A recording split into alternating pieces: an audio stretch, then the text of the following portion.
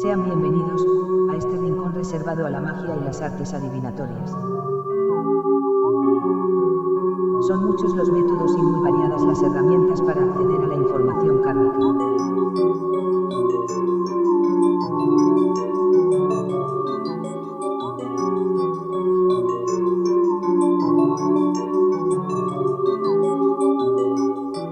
Hoy, les invitamos a acompañarnos en un viaje, en el que podrán descubrir cómo acceder a los registros acásicos y a la memoria cósmica.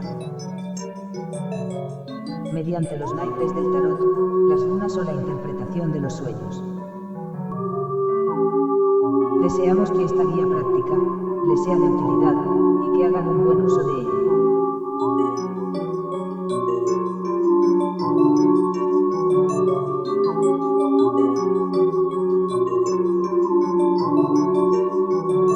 Recuerden que es su responsabilidad la praxis e intenciones que pongan en ello. Bienvenidos todos y todas. Empecemos.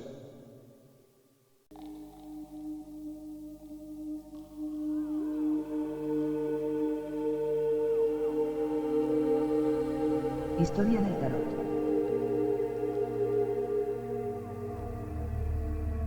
Antes de comenzar con los capítulos del curso, consideramos necesario e interesante iniciar reservando el primero de ellos a conocer de una forma generalista, ya que no existe consenso en torno a ello, los datos sobre los orígenes del tarot, evolución, y en última instancia, y de forma más consensuada, su uso actual.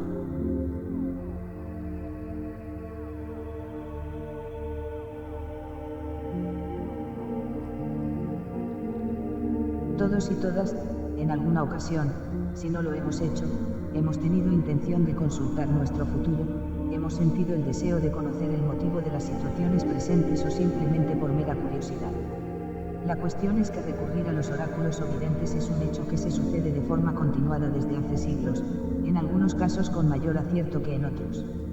Amparada por las legislaciones de las sociedades democráticas, como una forma de creencia más, y la curiosidad innata del ser humano, la evidencia ha crecido y evolucionado a lo largo de los años.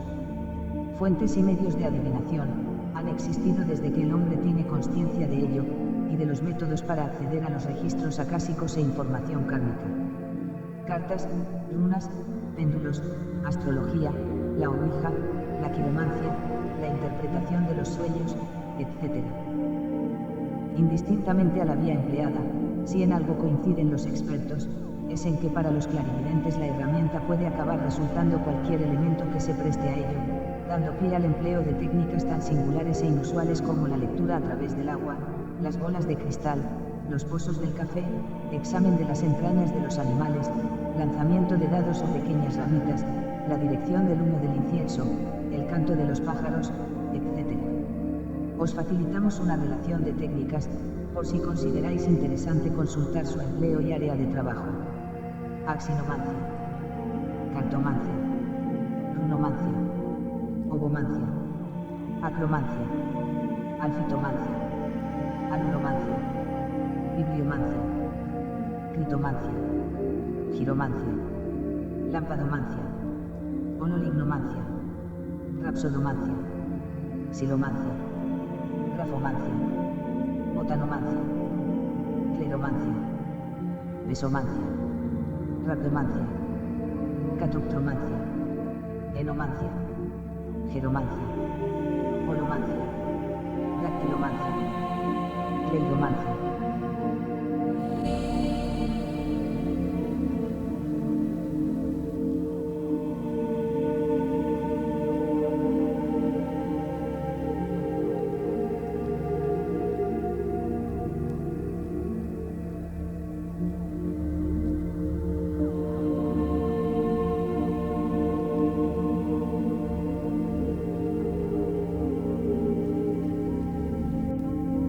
Orígenes.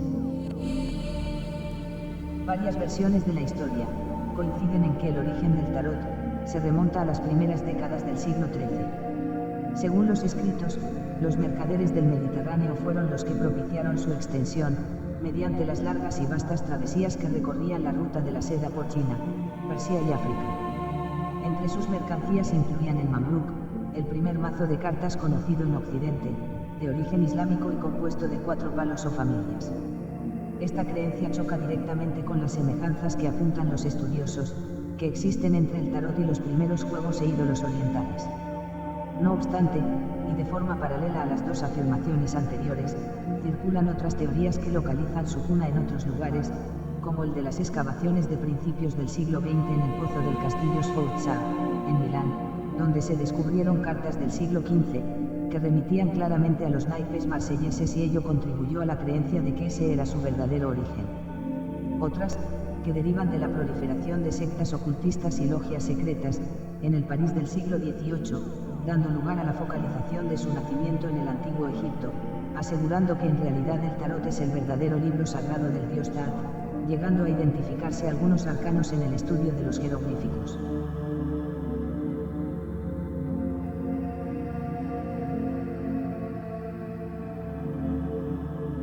Para acabar de crear más confusión sobre la aparición del tarot, cabe destacar que toda la simbología que figura en una baraja del tarot proviene de la diversidad y mezcla de culturas, religiones y filosofías muy antiguas. En cualquiera de los casos, no existe fundamento para creer que su aparición fuese anterior al siglo XIII, y la única prueba física existente como tal es el mazo más antiguo del cual se tiene constancia llamado Tarot Cariglieiro Tarot Visconti, creado entre 1442 y 1447 por un artista anónimo, para una familia burguesa de Milán de la época. Este juego, compuesto de 66 cartas, está expuesto en la biblioteca de la prestigiosa y exclusiva Universidad de Yale, en Estados Unidos de América. El origen etimológico de la palabra naipe, por algunos se asocia a una voz con procedencia arábica. Otros expertos la vinculan a la palabra hebrea naipes, que también guarda similitud con la italiana naipe. Para ambos idiomas, el significado es el de la predicción y la magia. Con respecto a la palabra tarot, al igual que su origen, es difuso. Hay quien postula que deriva de lemas egipcios. Sin duda, abordar la cuestión del nacimiento del tarot resulta un área de cultivo para la controversia.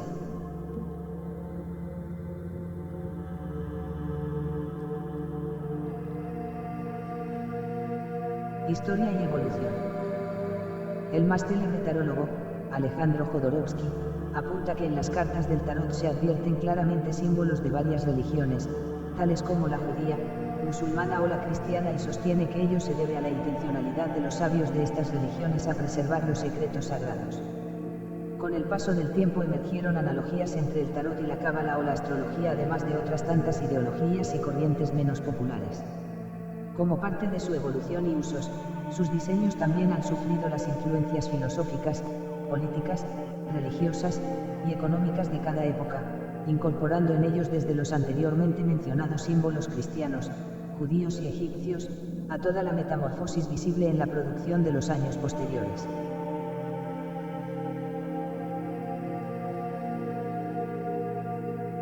Algunos historiadores apuntan como primera referencia al juego más famoso pintado por Bonifacio Bembo, en colaboración con artistas de otras escuelas en el siglo XV. En la época comprendida entre el siglo XVIII y el siglo XX, surgen algunos de los mazos esotéricos más conocidos, como el de Aleister Crowley y el Rider Waite, de Arthur Waite, miembros ambos de la Orden Hermética del Alba Dorada. Durante los años 60, de la mano del movimiento hippie, el tarot volvió a ganar adeptos, haciendo de su popularidad notable ya más presente aún si cabe. Muchas celebridades se vieron subyugadas por su magnetismo y misterio. De este modo, podemos llegar a encontrar dibujos del argentino Sul Solar en los años 50, y Salvador Dalí en los 70, vinculados a los naipes, o la baraja de Fergus Hall, famosa por aparecer en la película de 1973, Vive y deja morir. En la actualidad, se siguen creando cartas confeccionadas atendiendo a una gran variedad de motivos, tales como los elfos, animales, flores y plantas, abstractos, astrológicos, eróticos, etc. Diseños de distinta índole e idiosincrasia, que remiten a la percepción de su creador. A día de hoy, prácticamente todos los continentes cuentan con ejemplares de naipes en sus museos. Toda la variedad y diversidad de estilos no hace otra cosa que permitir a los tarotistas escoger aquel formato de cartas que mejor se adapte a sus creencias, religión, personalidad, filosofía, a aquello que van a consultar, o a la persona a la cual se le van a leer los naipes, haciendo de la consulta una experiencia muy personal. A continuación, les facilitamos el nombre de algunas de las barajas más representativas y famosas, sin entrar en el detalle de cada una de ellas, para no extender este primer capítulo ya que todas cuentan con una interesante historia detrás de sus diseños. Baraja Carlos VI Borneo. El tarot de Mantegna. El tarot de Venecia. El pequeño tarot de Bolonia. La baraja de Florencia. El tarot de Marsella. El pequeño tarot de Mitelli. Tarot Visconti. Fergus Hall. Aleister Crowley. De Idar White.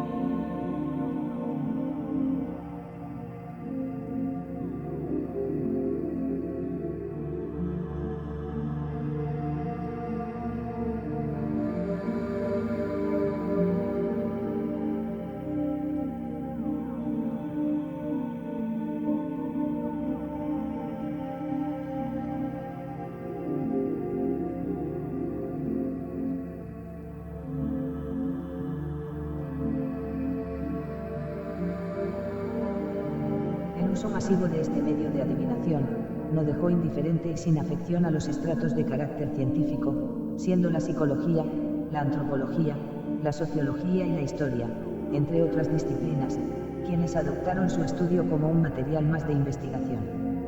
De lo que no cabe duda es de que el simbolismo del tarot, con su halo misterioso y cautivador, ha cruzado todas las fronteras a lo largo de los siglos, y sigue presente hoy en día, donde la tecnología supedita a la mayoría de doctrinas, llámenlo medio de adivinación, oráculo o fuente, estamos delante de uno de los recursos más antiguos y utilizados de la humanidad. Gracias a un uso de imágenes arquetípicas dentro de sus diseños, le permitió eliminar las barreras lingüísticas, temporales y culturales. La primera publicación donde se relacionan los iconos de los arcanos mayores con una significación adivinatoria, surge de la mano de Jean-Baptiste Allier, bajo el seudónimo de Tella en 1770. El cartógrafo realizó varios trabajos al respecto, permitiendo su incorporación y unificando el criterio de la interpretación de cada arcano.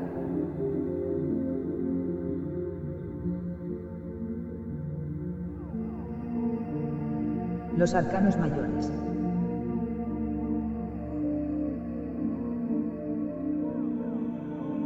Como punto de partida y aproximación al tarot, les presentamos los 22 arcanos y su significado genérico. No obstante, no debemos desatender los matices que estas figuras representan a la hora de interpretarlas, y en los cuales ahondaremos en los próximos capítulos de forma más concreta. También cabe remarcar que el enorme simbolismo de estos, no debe eclipsar a los 56 arcanos menores para conocer, consultar, o estudiar el tarot, ya que ambos se complementan y amplían el significado de aquello que las cartas principales nos cuentan. Para obtener los mejores resultados, es conveniente conocer el significado de cada una de las figuras de forma individual, e identificar las sensaciones que nos producen tanto visualmente como al entrar en contacto con ellas. Cada uno de los arcanos, mediante su significado y carga simbólica, nos debe proporcionar la información solicitada sobre hechos futuros, presentes o pasados. El punto de inflexión, como en el resto de oráculos, nace en la fe y creencia en el medio que se está empleando. Es por ello que con la experiencia y el tiempo, lo más probable es que pueda llegar a florecer un vínculo espiritual entre la herramienta y su propietario, o la persona que lo utiliza. Los arcanos mayores abarcan los aspectos comunes y fundamentales de la vida, así como las experiencias habituales de los seres humanos. Los arcanos menores atienden a aspectos más puntuales, muy cercanos a lo cotidiano y concreto. En ambos casos, resulta imprescindible tener en consideración la carga numerológica, tipificada en la numerología pitagórica.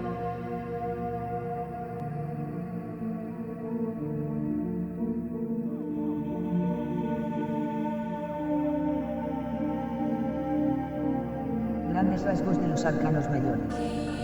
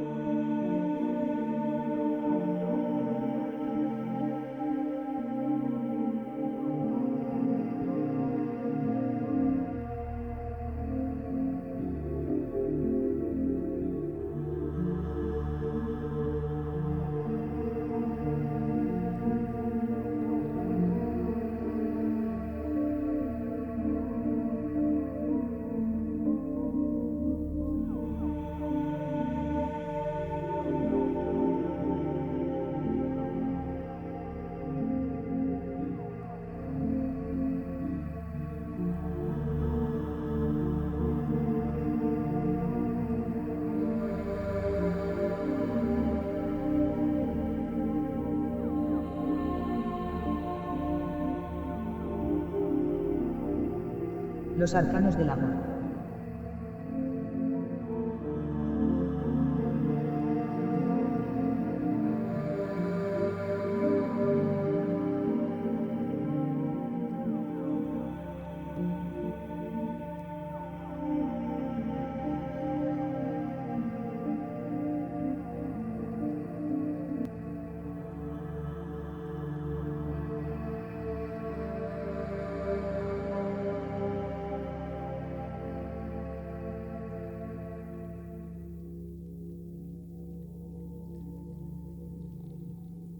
Vinculación astrológica.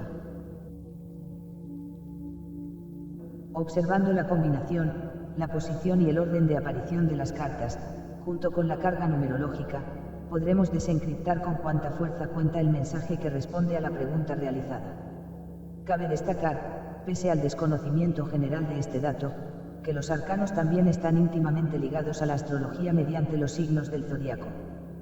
Ambas disciplinas se centran en interpretar símbolos para poder realizar las predicciones, y vinculan los 22 arcanos mayores con los 12 signos y los 8 planetas del sistema solar, considerando que el Sol y la Luna son dos elementos que influyen en el movimiento de estos, y por tanto son incluidos abarcando los arcanos 21 y 22.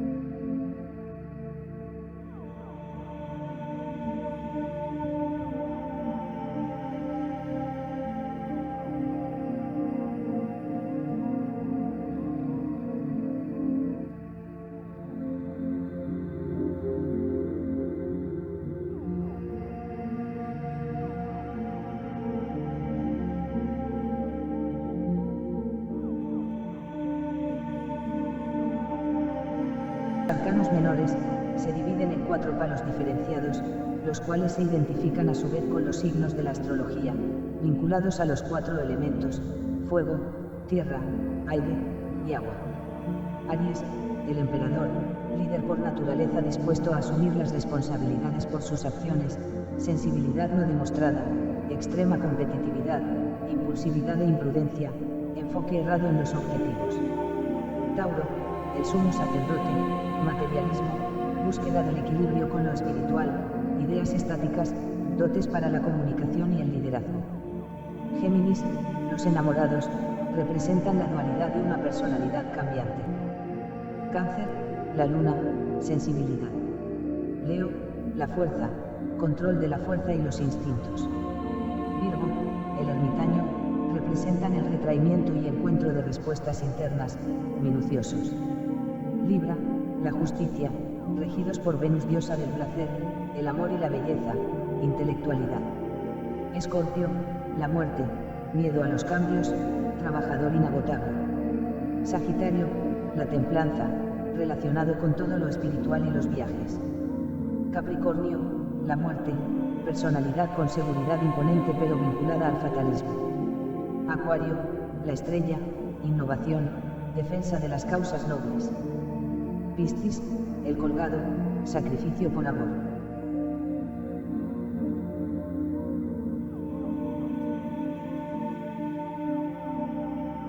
El tarot en la actualidad.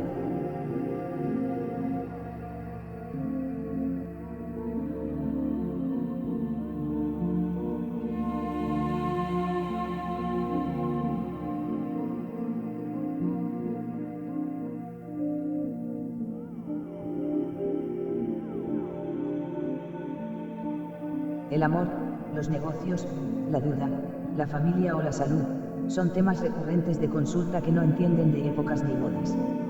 Para los contemporáneos, el motivo de visita a un vidente es prácticamente idéntico al de sus antepasados. Ciertamente, las particularidades de cada momento histórico marcan una tendencia sobre los planteamientos que se exponen sobre la mesa a la hora de elaborar las preguntas, y hacen que una de estas áreas de consulta tenga preponderancia sobre las otras, supeditando el resto a esa inquietud manifiesta, pero genéricamente, las preocupaciones del ser humano siempre se mueven en una de estas 4 direcciones. Así pues, en este tiempo convulso, el anhelo de las personas se focaliza en la mayoría de casos en los obstáculos económicos de muchos núcleos familiares, así como en el cambio de paradigma en las parejas conyugales, la amenaza que sobrevuela incesantemente a nivel planetario, desde hace meses, sobre nuestra salud, y en aquellas que pueden obstaculizar nuestros proyectos personales. El estrato político, por su vinculación a estos 4 factores universales, no está exento de generar consultas, y así lo demuestran los estudios realizados al respecto tanto en Gran Bretaña, con la dicotomía del Brexit, como en Estados Unidos, con las recientes elecciones.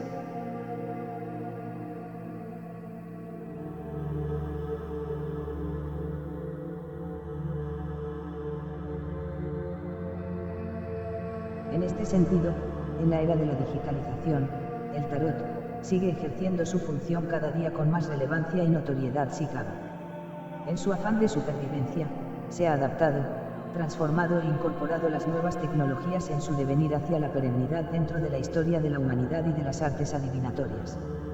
Claro ejemplo, frente a los puristas y detractores que todavía abogan por la importancia del contacto energético, son las páginas en las cuales las respuestas a nuestras dudas se resuelven drásticamente con un sí o un no. Por otro lado, los todavía aún presentes gabinetes telefónicos se han adaptado metamórficamente en muchos casos para dar paso a las videoconsultas.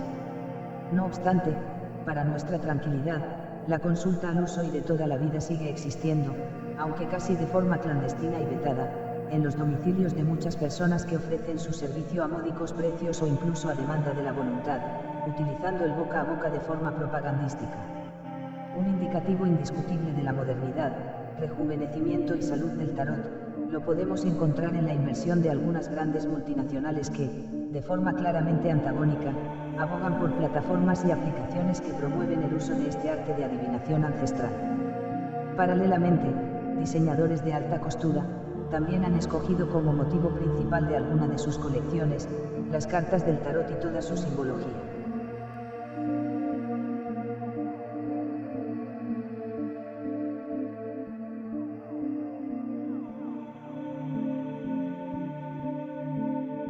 Ni qué decir tiene que el fraude también sigue muy presente en este estrato y que la modernidad ha habilitado nuevas vías a este propósito. Como si de una maldición vinculada al tarot se tratase, la figura de los charlatanes y estafadores siempre ha existido y lo seguirá haciendo. La picaresca es inevitable en cualquier era de las sociedades actuales. Por ello es importante escoger y escoger bien a quien vamos a consultar sobre nuestras inquietudes personales. Otro factor a tener muy en cuenta es el de la función psicológica que muchos tarotistas han desarrollado cuando son consultados. Además de trasladar aquello que las cartas le dictan, deben saber hacerlo de modo que aclare ambigüedades y resuelvan dudas sobre situaciones personales complicadas. Del mismo modo, dentro de su deontología debe estar impreso el saber orientar los procesos emocionales que estén angustiando al consultante. Pero de forma indudable e inequívoca, el mayor valor que se le puede atribuir a un tarotista, según mi opinión particular, es el de la integridad y honestidad, ya que de un modo u otro se experimenta con las ilusiones, decisiones y determinación de los individuos en aras de solucionar los problemas que motivan su consulta.